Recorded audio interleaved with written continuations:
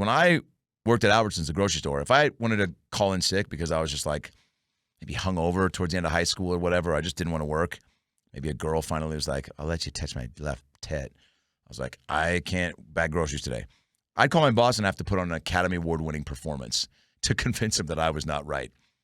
Now kids can just send like sick face emoji, like in a thermometer, being like, I'm sick, I have a cold, I have monkeypox and chickenpox, and I've HPV, But I had to call my boss and go, you go, hello? And I go, hey, Adam, you don't sound good. Yeah, I know. I think I'm dying. Jesus, yeah, doesn't sound like you can come in and bag toaster strudels today, huh? Even just saying toaster makes me want to throw up because it makes me think of food and hot, and I'm so cold. My dick is hot. My dick is cold. You start scrambling for like reasons because he's like, what's going on? You're like, my leg makes that clicking sound every time I stand up. My nose is bleeding. My butt's bleeding. My dick is cold. He's like, yeah, dude, you don't come in with it. We need you to have a hot dick if you're gonna be here. Thank you for understanding. But now kids can just be like, boop, boop, sick emoji, frowny face. I can't work. So it's way easier. Hey, it's Herbert. And you're listening to the About Last Night podcast, you slippery little son of a bitch. About last night.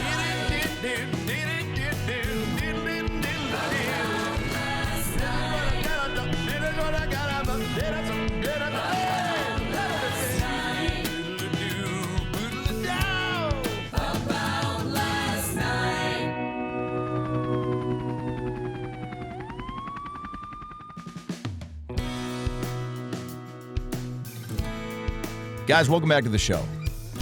How are you? About Last Night podcast here. I'm your host, Adam Ray. We are coming to you live from Salt Lake City, Utah, in the iHeart Radio studios.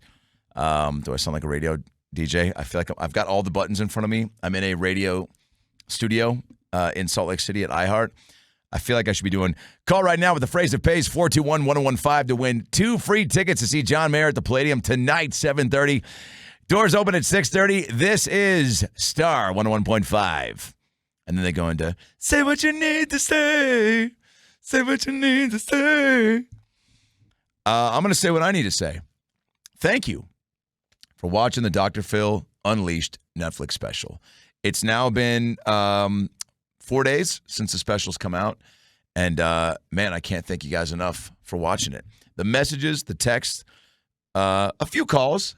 Mostly texts, emails, DMs, Facebook messages. Mind-blowing. Cannot tell you guys how much I appreciate the love.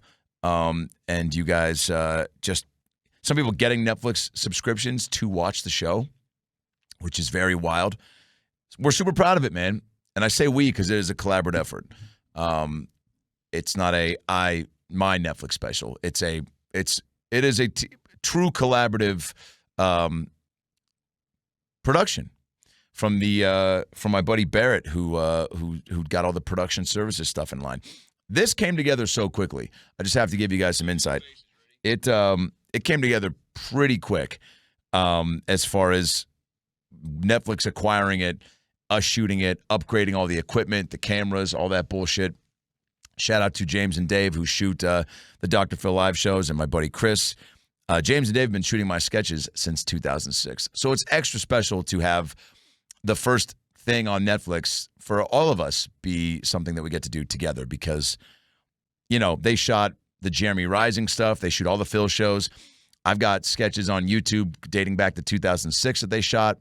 And that is really cool. Finding people that you want to jam with in a way that there's familiarity to not only like work together, but to be able to tell each other like, that's a stupid fucking idea. Or, dude, great idea. Also, what about this? You need that, trust within the people that you jam with. Can't believe pulling it up on Netflix at midnight. Let me just take you through my experience. So we're promoting it. We're posting. People are sharing and posting. There definitely, I could feel an excitement. I was at the clubs, a few nights before and on the road, and people were like really fired up for it. And that it was really nice and really exciting. And all you want is people to enjoy what you're putting out. You work hard on something. I feel very fortunate to be in this position where, again, we've got this show that people really want to come out and see. We did a show at the Beacon Theater for the New York Comedy Festival in New York City last Friday. Sold it out. 3,000 people at one of the most beautiful theaters in the world, in one of the biggest cities in the world. And it was wild. I cannot stop using that word, but it was fucking bananas, dude. Jessica Kirsten Godfrey, Jason Biggs, Jeremiah Watkins, of course, and Johnny Resnick from the Goo Goo Dolls. I posted a clip on my Instagram of how that show begins to conclude with Jason Biggs coming on stage. We do an interview, and then Jeremiah comes out as the Pie from American Pie. Please welcome the Pie from American Pie. Jason, you've got some unfinished business with a cast member that you've recently lost touch with. So I flew him out to get some closure. And as you saw from my Instagram clip, they went to town. Jason, before I let you go and wrap this show up, there's from Stifler to Thomas Ian Nicholas to Tara Reid. You had a lot of fun people in the movie. I know you've kept in touch. You guys are a unit. You're a family on and off screen. But there is somebody from the film that you haven't seen for some time.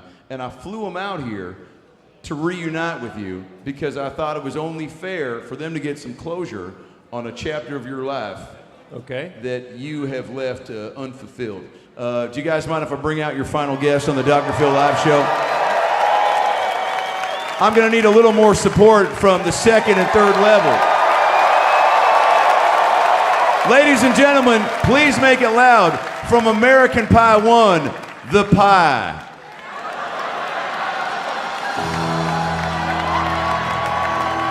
Wow.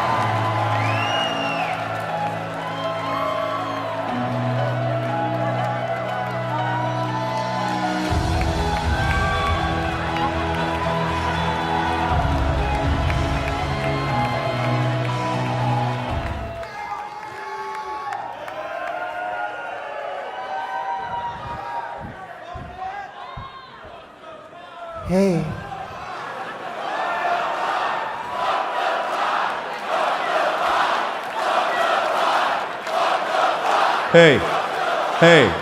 Hey.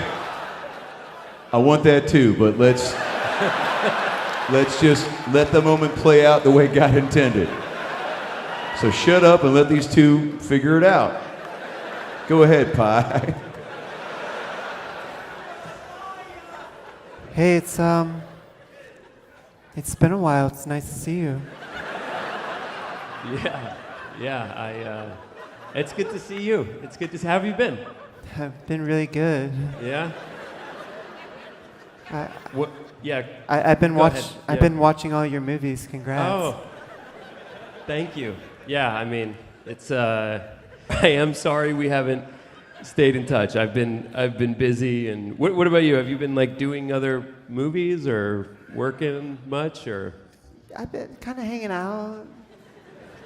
Haven't been too busy. I love that your career has been flourishing and. Thank you. Listen, I really am sorry. Honestly, I'm sorry that I lost touch with you. I am. Stop. I am. Jason, stop. What? I really am sorry. I'm sorry, okay? I really.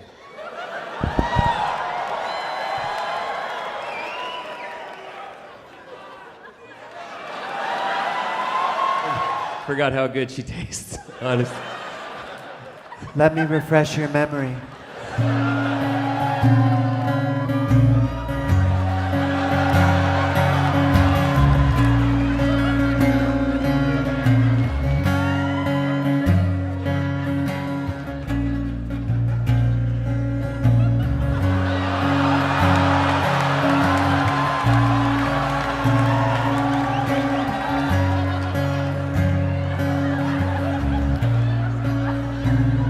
What the fuck is going on right now?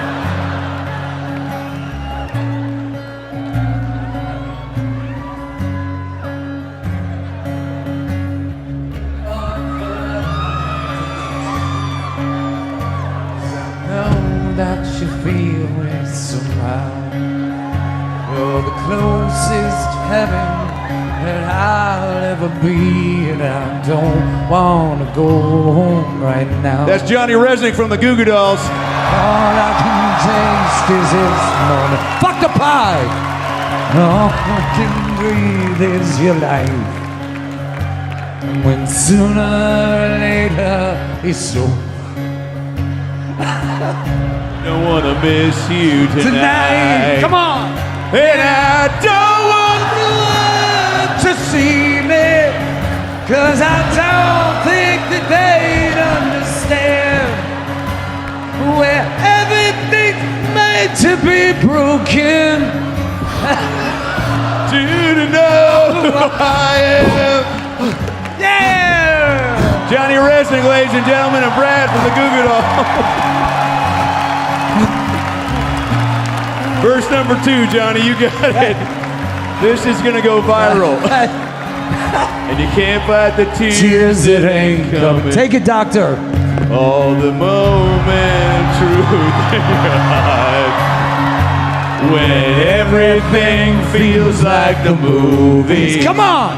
Yeah, bleed just to know you're alive. Give it to Everybody! Want the world to see me, 'cause I don't think that they understand. Want to take it? You to know who I am. Oh yeah. Make some motherfucking noise if you're having a good time so far. This might be the best show in the history of the fucking world. Oh my God, it's so good. This episode drops on Sunday. If you have not subscribed to the podcast, what are you waiting for? Do it. Click subscribe. New episodes every week. I know I've been a little spacey and a little, spazzy-patazzy with the release drops of the About Last Night podcast, but that will be getting more consistently on track for a Tuesday release every week. That being said, the Dr. Phil live from the Beacon Theater in New York drops Sunday, November 24th. So not only do you get the Netflix special, you get the Beacon Theater show with Jessica Kirsten Godfrey and Jason Biggs and Jeremiah as the Pie fucking on a bed for about 5 minutes while Johnny Resnick sings, and I'd give up forever to touch you. And I don't want to. I mean, bro, it was, I don't think I've laughed that hard in a long time. And keeping it together was a real task. The fans were wild, dude. I had a lot of friends come out. George Kirby, shout out, Seattle Mariners pitcher, future Hall of Famer and living legend, came out to the show. I had a bunch of friends out there, my wife, my team. It was a blast. And I had a friend say to me today, he goes, dude, it was like cult energy. My buddy Steve, who's Johnny's Resnick's manager, goes, it was like a cult, dude. It felt like Beatles, like, and it's true, man. You guys, I cannot thank you enough for bringing the heat. We're so fired up. I'm so pumped to do the show. I truly love it. And, you know, it's different every time. It's a few things are scripted. And by that, I mean what I say for the first 2 lines of the whole show, and then the rest is fucking open for them. We beat it out, the choreography of how Jason Biggs and the Pie, Jeremiah, should fuck on the bed, you know, because we wanted a big reveal. We wanted, you know, Brad from the Goo Goo Dolls to come out. He's playing the guitar. And then Johnny to come out a few beats after. The curtain raises to reveal a fireplace. Steven, shout out to Steven Hauser, our tech and costume designer, put a fire on the screen, and then they bring out a bed. The crew strikes the chairs. They bring out a bed. They put rose petals on the bed. And Jason Biggs and Jeremiah went to town. And then Johnny comes out. And it was a whole, we ran through it about 5 or 6 times. It felt like a Broadway play as far as getting the choreography, because we wanted it to be seamless and clean. And as you'll see on Sunday, November 24th, when the Dr. Phil Live from New York City, New York Comedy Festival, Beacon Theater drops, it's unbelievable. It's one of the best things that's happened on the Dr. Phil Live show. Subscribe to my YouTube channel, youtube.com/AdamRayComedy, and do not miss it. We have a lot of content coming out. The special should be something you watch now during Thanksgiving. Tell your friends. We got another holiday bump with Christmas, Hanukkah, Kwanzaa. Watch it during the December holidays. Watch it. Tell your friends. Tell your haters, your players, your lovers, your babies, your dad, your stepdad, your uncle's weird friend. Tell them all, dude. Watch it, stream it, share it, love it. But I ain't stopping. I ain't slowing down. We've got content for days coming up and shows on the horizon that I think, if fingers crossed, we get these things made. Just a lot of fun to be had. Trying to continue just to create and have fun and spread joy in the process, man. That's what it's all about. That's what it's all about for me. But holy shit, dude. I click on, I'm going to come back to Jason Biggs and the backstory of the pie experience, which, again, go to my Instagram, Adam Ray Comedy, and see the clip of my Instagram of Jeremiah and Jason Biggs fucking and then squirting. Steven put a contraption inside the pie where he could squirt whipped cream, and it went about 4 rows deep. And I was like, sorry, you guys are in the splash zone. You paid for it. Real quick, and then I'll get back to the Netflix special. Jason Biggs, we're backstage. He called me an hour before the show. I'd given him a few voice notes on Instagram to tell him what was happening. And then an hour before the show, I'm getting him into makeup, and he goes, so talk me through this. What am I doing again? And I go, oh, man, are you sitting down? And I just started explaining, you're going to come out, then you guys will do this, that. You'll go, hey, it's good to see you. And Jeremiah's like, yeah, congrats on your movies. You've been successful. That's great. And Jason's going to be like, dude, I come on, don't be like that. Jason, stop. And he touches the back of her head. She's a female pie, obviously. Jason gets whipped cream on his fingers and goes, I forgot how good you taste. And then Jeremiah goes, let me refresh your memory. And then you hear, dun, dun, dun, dun, dun, dun, dun. And then he walks Jason to the front of the stage, curtain raises, bed comes out, and they bang. And it's so funny. And then I don't want to give away too much. Again, November 24th. Lying in bed, I couldn't sleep. I get home from my spot around 10:15. My wife and I are exhausted. I mean, it's just been a long few days. And New York was a blast, but long. Shout out to the New York Knicks. They gave us courtside seats. I took my assistant and producer, Norm, to the Knicks game. We sat courtside. Norm was fucking so tired and so hammered and falling asleep. Norm is one of those guys. He's like an old Korean man at the mall. He can fall asleep anywhere. And he was dozing off, and I fucking hit him. I go, Norm, you are not falling asleep courtside. First of all, he's holding a fucking tequila. And I was like, if you drop that, he was sitting next to some, looked like, I don't know, some Instagram model and then her influencer boyfriend. I was like, bro, if you fall asleep and just toss your tequila on them, they look like people that are not going to be cool about it. So Norm goes, I'm good. And it was so funny because every time I would look over in his direction, he could feel me and he'd wake up and he'd go, dude, basketball's coming back. Basketball's coming back. And I was like, basketball's coming back? What? You mean the Backstreet Boys are back? All right. Like, what are you talking about? It was just that, like, waking up. You never just wake yourself up on a plane from, like, falling asleep and you go like, Goonie trouble, and you just say something, Frosted Flakes. So he just woke up and tried to immediately assimilate to the moment and be a part of the conversation that wasn't happening. Let me just say this about the Knicks and their pregame lounge. Wow.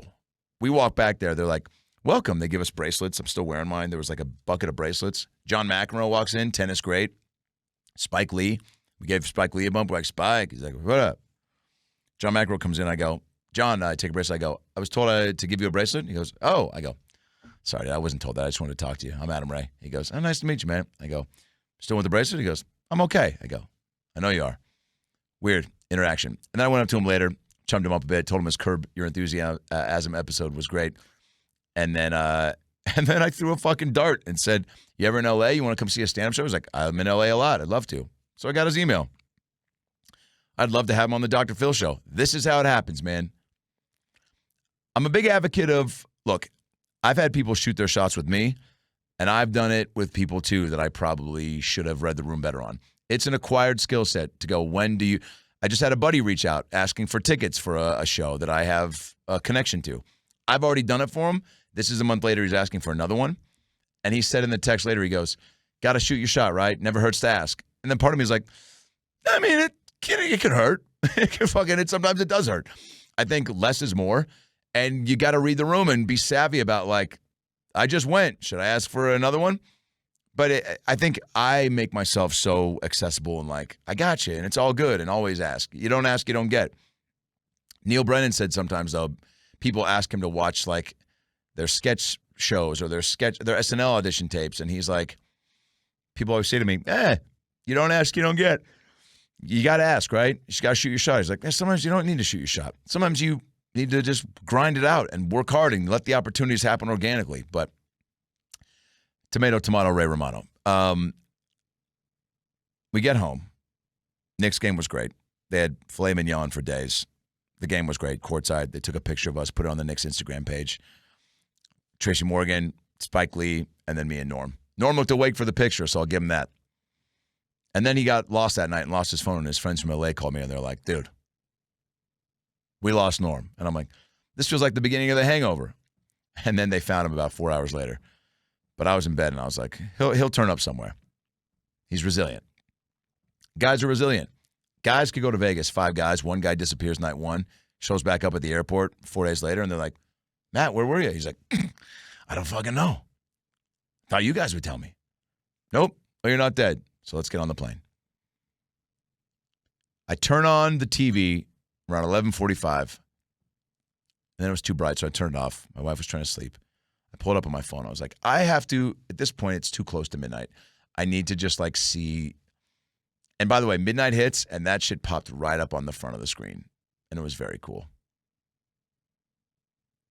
I'm not going to lie, it was very cool. And I click play, and it goes, dun-dun. And then it's the intro that we've been working on for a while. It's just, I'm so proud of the intro. If you haven't seen the special, it starts with my boy, Dwayne The Rock Johnson.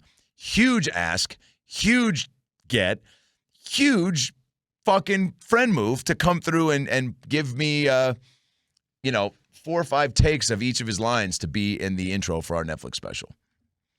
Jelly Roll came through, same thing. And then Real Phil.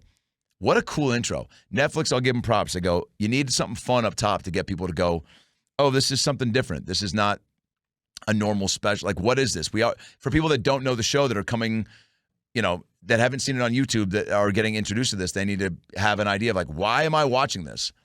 So they're like, we need to put it up on a pedestal.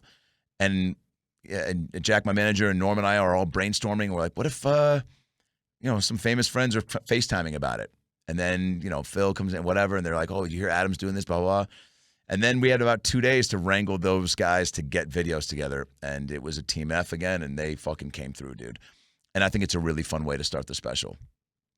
And then my boy Albert Nicholas got amazing B-roll of the Comedy Store, unbeknownst to me, and I see it about 3-4 weeks ago, and I went through and picked some great shots.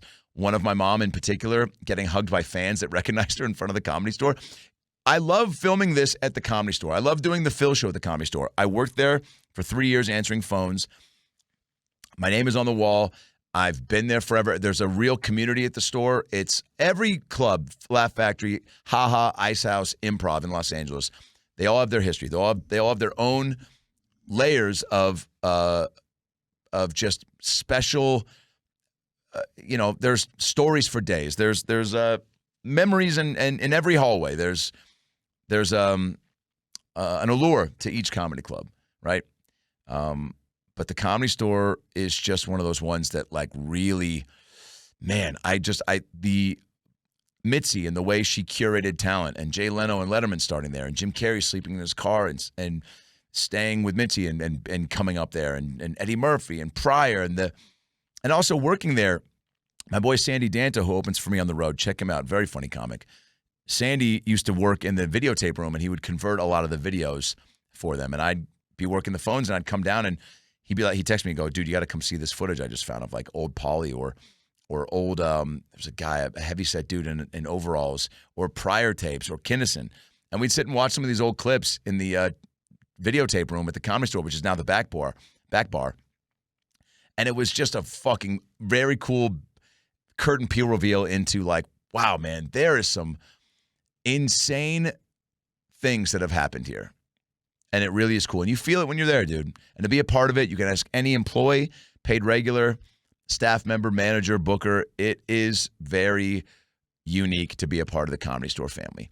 And I love that I have a show there that's monthly that brings not only a lot of joy and people in from, dude, our last show with TJ Miller and Josh Wolf that'll be out soon. That's another show we got coming your way. I mean, subscribe, youtube.com/Adam Ray Comedy. That show is one of my favorite shows we've done in a while. Every show is different. we really have made every show, and that's why these road shows, AdamRayComedy.com for all the Dr. Phil live theater dates. We have Arizona coming up in San Diego. The December 3rd Dr. Phil live show at the Comedy Store is going to be very fun. But we have added 10 other cities on top of Atlanta, Austin, Boston, Denver, Nashville, Dallas, and Vegas and San Francisco. We've added Cleveland, Indianapolis, Kansas City, Toronto, Detroit, Minnesota. It's a lot, man. It's a lot. It is a lot. I'm tired. I got to get more rest for sure. I don't want to burn out, and I don't want this to not be fun. I don't want to be burdened by the work. So I got to be better about that. But I like to burn the candle at both ends.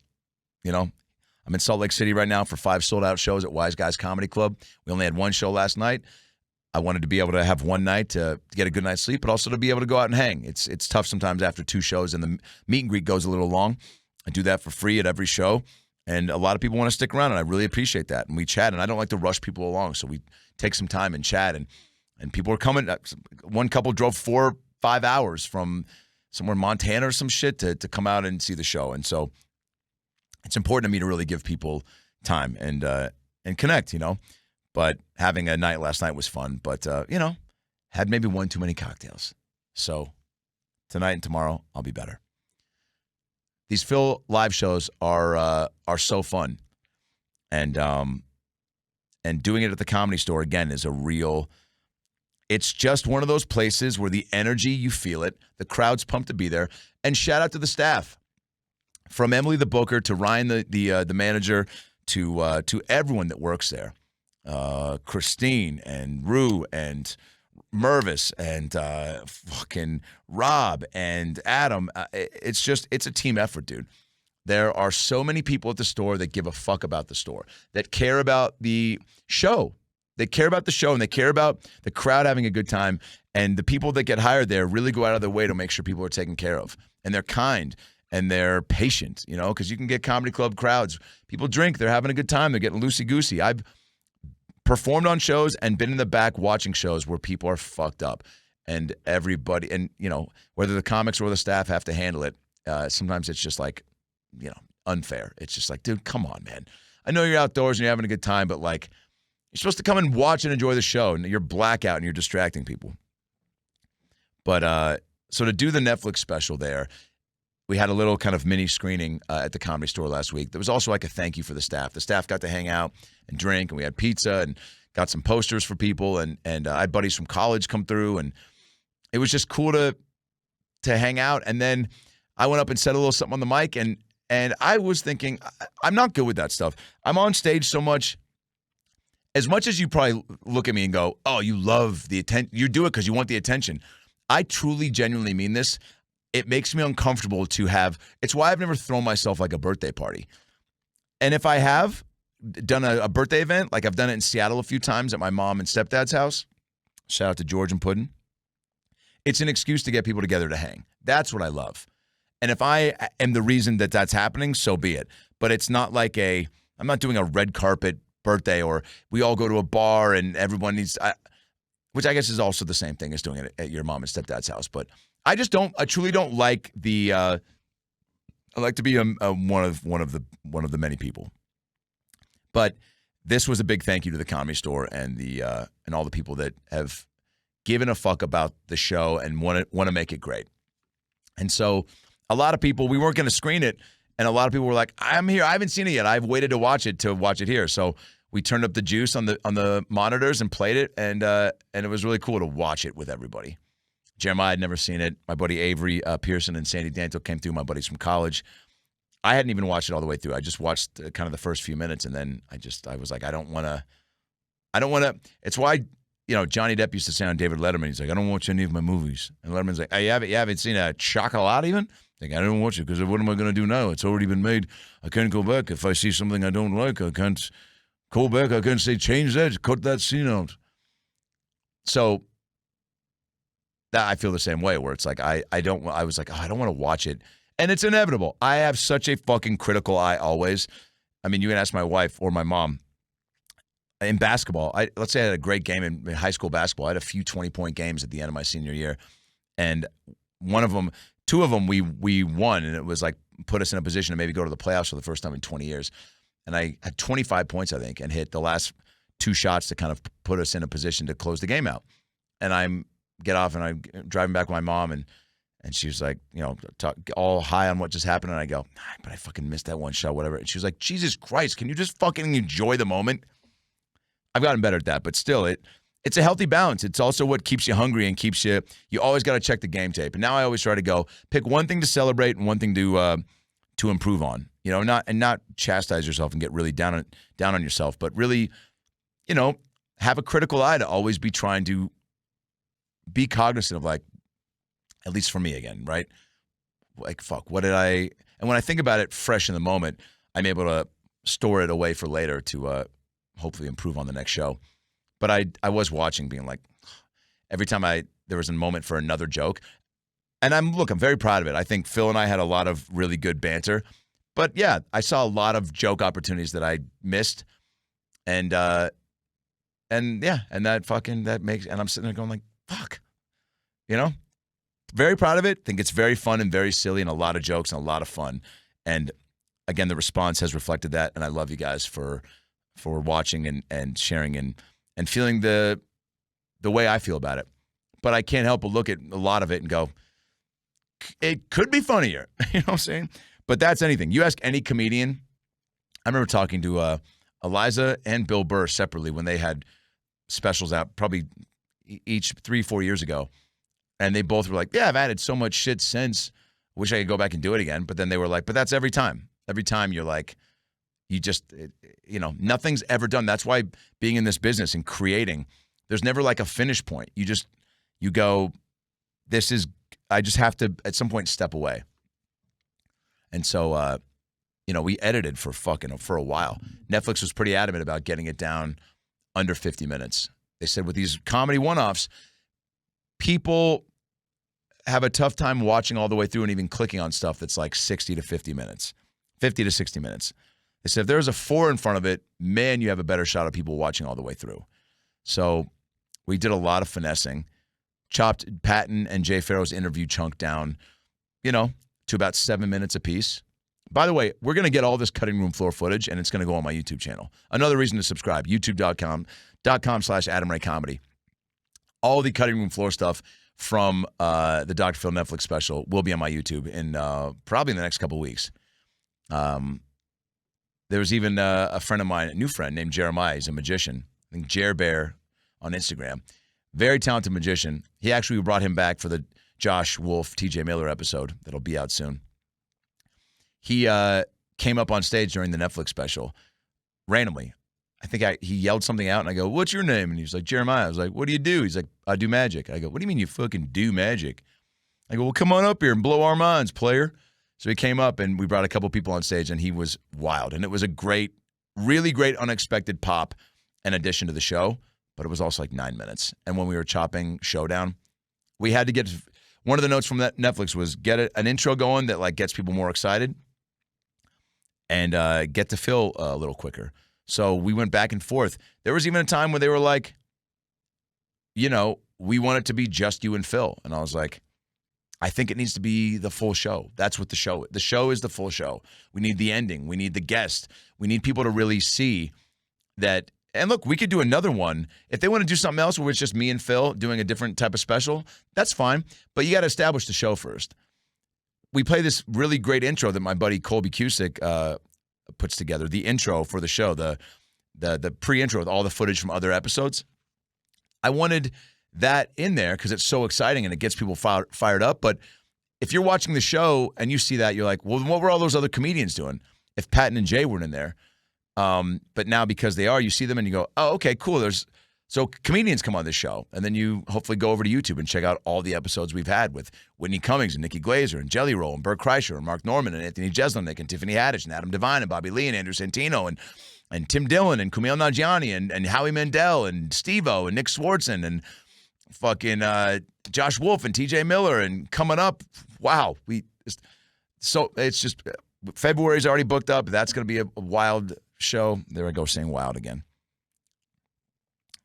Anyway, sitting in bed, boom, boom, and then watching the beginning was a very sweet moment. And hopefully it's the first of many. We'll see. Netflix has competition, right? Hulu's trying to get their shit going. They got a bunch of comedy specials that they're getting ready to put out. But, man, they still are global, right? There's people everywhere have Netflix. I've gotten some messages from some wild places, dude. Any questions? Did a lot of press. Did a lot of press for the special. Got to Take Your Shoes Off episode with Rick Glassman and Brent Morin coming out soon. Went on Bert Kreischer's, obviously, Two Bears, One Cave.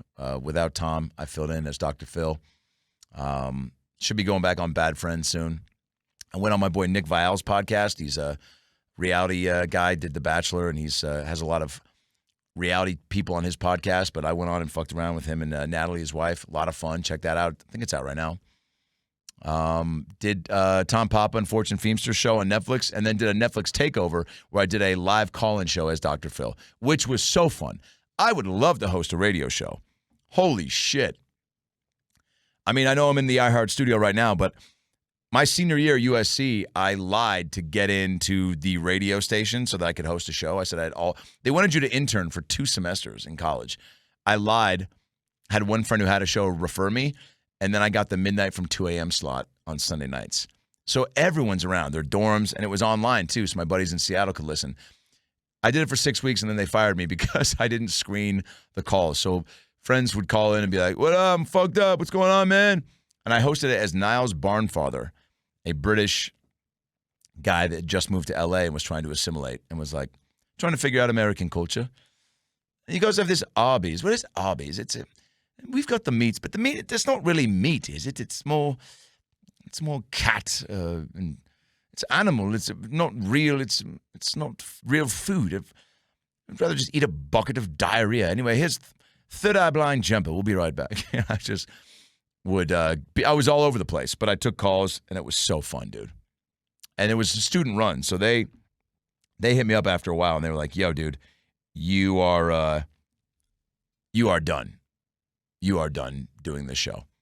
People are cursing." There was a thing on the wall that said, "Don't say the 7 deadly words," like butt, cum, fuck, tits, whatever, And I said them all. So I guess that had something to do with it. But it was a blast. It was a blast. Brad Williams did it for a little bit. Went to San Francisco when we were doing About Last Night together, and he went to San Francisco to be on a morning radio show for, I think he thought he was going to be like a main host, and he was just kind of like the comedy, buffer here and there, but it didn't work. He also was up at 4 a.m. I think the show was 5 to 10, and he couldn't really do stand-up, and that's his bread and butter. But Brad Williams also in the special. The Dwarf LP Cologne commercial that we shot, the James and Dave Cadiglia shot, and we put that in because I wanted to have one commercial break. Now for the live shows, the commercial break, by the way, is always somebody from the crowd. I pull somebody up from the crowd to read an ad that I've written about the city.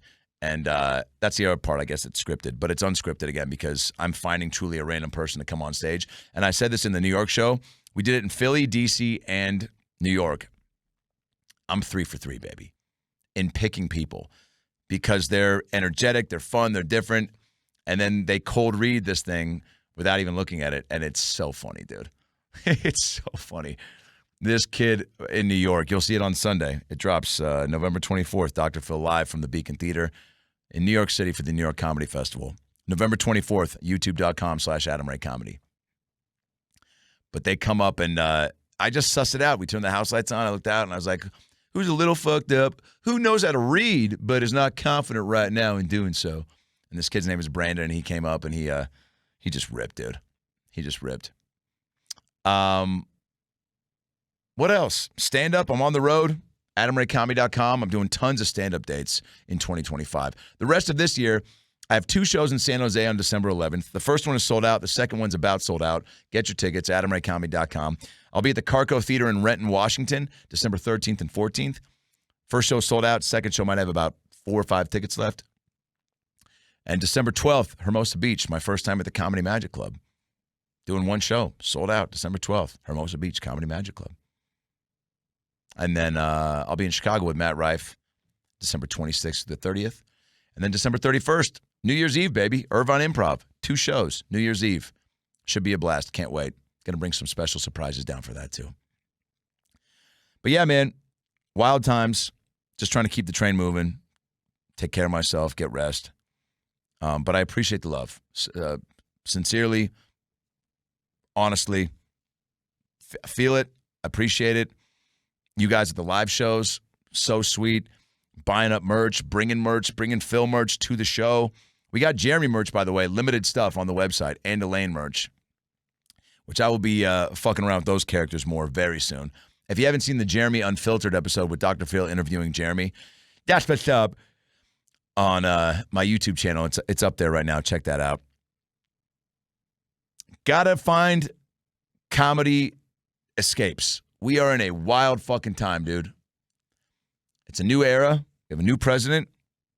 People are fucking confused and angry and fired up and pumped and disappointed and bummed and excited. Holidays are coming up. That's going to be fucking weird for a lot of people because there's going to be some people that are like, was fucking full on the Kamala train, and then some people that were like, dude, I love that Trump loves Hitler. And, and then some people that are like, Kamala, fuck, I didn't like the way she was always, I'm middle-class American. I don't like the way her voice is whiny. And then some people are like, I don't like the way Trump is always like, buy the Trump Bible, which... That is crazy. Despite who you like, wild. He just came out with a Trump guitar, too. Linda McMahon. He picked Vince McMahon's wife to be the Secretary of Education, which is hilarious. It's hilarious when you pick people that don't do the thing to do the thing, right? Like, what are you going to pick Casey Anthony to be the fucking head of child services? That's the girl that killed her daughter. Linda McMahon. What if she was like, for all the kids that stutter while reading out loud, if you stutter more than twice, Hulk Hogan will come in and put you in a headlock and go, brother, you gotta fucking motorboat my fucking bitch tits now with a mouthful of jelly. Wild times we live in. Some people are moving. Ellen's moving to London. Hey, go dance over there. America's still great. We'll be fine. We have some challenges ahead. Every president, we make it through. I just want Trump and his peeps to want the best for us. That's all I want. And some people are convinced of that, and some people are not. It remains to be seen. Every president, when they get inaugurated, it remains to be seen, right? You go, hey, man, you've promised a lot of shit. You going to deliver on that and have our backs? Or are you going to pull a fast one, call an audible, and do what you want for what you want because you don't give a fuck? I hope that's not the case. I'm thinking positive, man. I'm Captain Positive on this stuff. Innocent till proven guilty, right? Give benefit of the doubt. It's a healthy way to live because this stuff can just suck you up. You can get inundated with coverage and info and websites and articles, and just every day there's just so much stuff to absorb. I can't imagine being a fucking kid coming up in the internet era, dude. What a much easier time. I was even talking about this with my nieces. I go, there was a time before cell phones, like they're going to get jobs soon, right? I think my niece already has worked at after school, like basketball games, doing like the scoreboard and stuff. She gets paid like, I don't know, $8 an hour. But for Albertsons, when I worked at Albertsons, the grocery store, if I wanted to call in sick because I was just like maybe hungover towards the end of high school or whatever, I just didn't want to work. Maybe a girl finally was like, I'll let you touch my left tit. I was like, I can't bag groceries today. I'd call my boss and have to put on an Academy Award-winning performance to convince him that I was not right. Now kids can just send like sick face emoji, like in a thermometer, being like, I'm sick, I have a cold, I have monkeypox and chickenpox, and I've HPV, But I had to call my boss and go, you go, hello? And I go, hey, Adam, you don't sound good. Yeah, I know. I think I'm dying. Jesus, yeah, doesn't sound like you can come in and bag toaster strudels today, huh? Even just saying toaster makes me want to throw up because it makes me think of food and hot, and I'm so cold. My dick is hot. My dick is cold. You start scrambling for like reasons because he's like, "What's going on?" You're like, "My leg makes that clicking sound every time I stand up. My nose is bleeding. My butt's bleeding. My dick is cold." He's like, "Yeah, dude, you don't come in with it. We need you to have a hot dick if you're gonna be here. Thank you for understanding." But now kids can just be like, boop boop, sick emoji, frowny face. I can't work. So it's way easier. They don't even know. You kids don't even know how tough it was. Excited. Excited is the word I'll use. There's a blinking light over here. I wonder if it's a caller. It looks like a caller. Oh, we just got a text. Oh, hell yeah. The Rock came through again, man. SmackDown is happening tonight in Utah. And we're going to go. We're going to go to SmackDown across at the Delta Center. Never been to a SmackDown. Pretty fucking pumped. You know, played Vince McMahon on The Rock's show about his life, Young Rock on NBC for 3 seasons.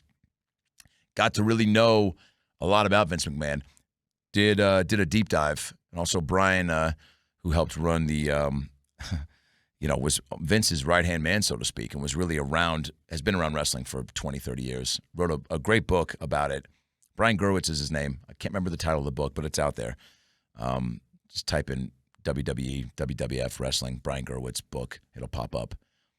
But Vince McMahon, I need to finish that documentary. It sounds like it's just. I did watch the beginning, and it's Vince McMahon. It says like this documentary is filmed before the accusations, and then Vince is like, "I could tell you some stories," and then I go, "Yeah," and he goes, "Oh yeah," but those stories will never be heard.